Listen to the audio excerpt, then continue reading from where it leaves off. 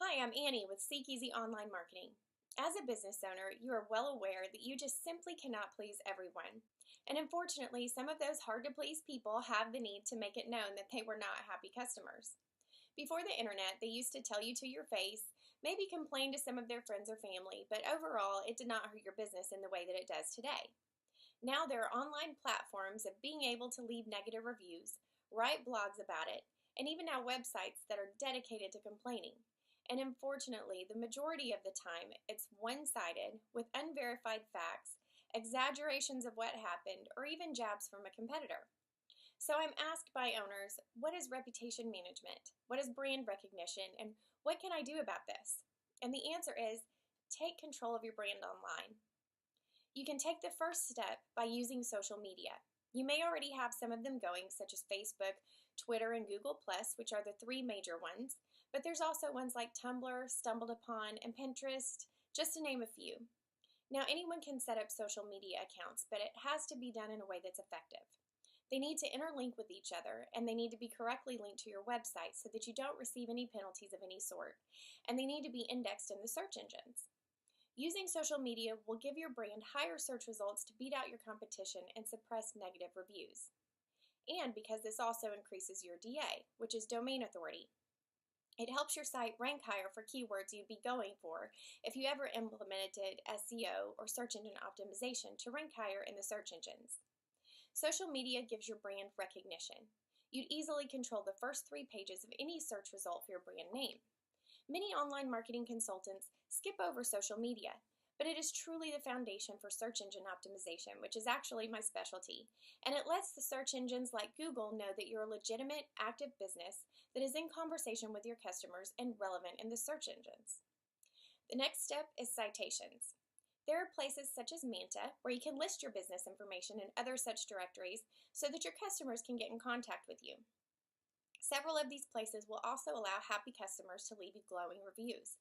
And doing this builds trust, and if you build trust for your brand, Google is much less likely to rank your negative reviews. Which leads to the next step of getting reviews. Some people believe that if they post a bunch of good reviews for their business, even if they are positive comments that they've heard from their customers before, that it will help in pushing away the negative reviews. The downside to that is that Google has algorithms for that. It can tell if one day there were no reviews or only a couple of negative reviews, and within 1 or 2 days, there's suddenly 100 positive reviews. They are not taken seriously, and Google will not index them, so you will not get the result that you would be working for. What should be done is asking your happy customers for positive reviews. You can ask past customers to do this as well as new ones that come in, and I highly suggest to only ask and encourage customers that you know were happy with your business to leave you a 5-star review. Asking everyone that comes and goes to leave you a review can end up hurting you if they're not satisfied.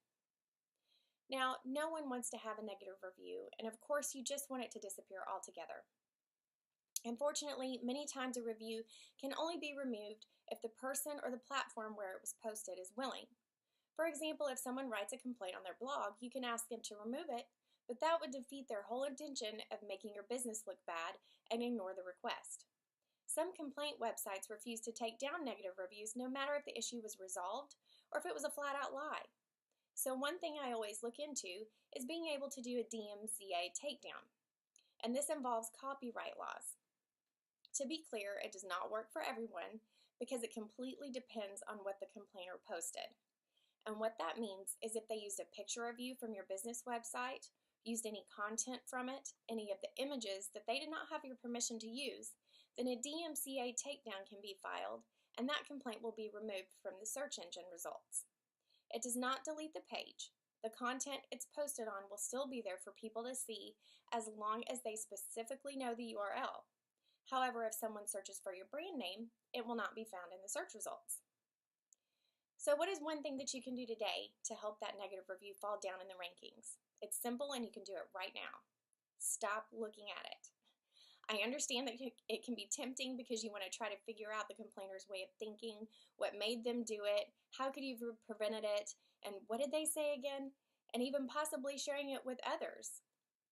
in case they see it, to explain yourself and defend yourself, which again is understandable. But besides the fact that it's hurting you by affecting your mood and the actions that you may take that day because you looked at it again, which by the way is what the complainer wants, search results are based on relevance.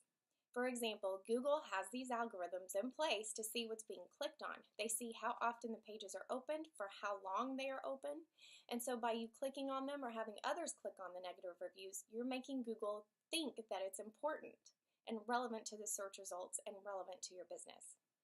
So rather than letting negative reviews take control, you need to take back control of your brand.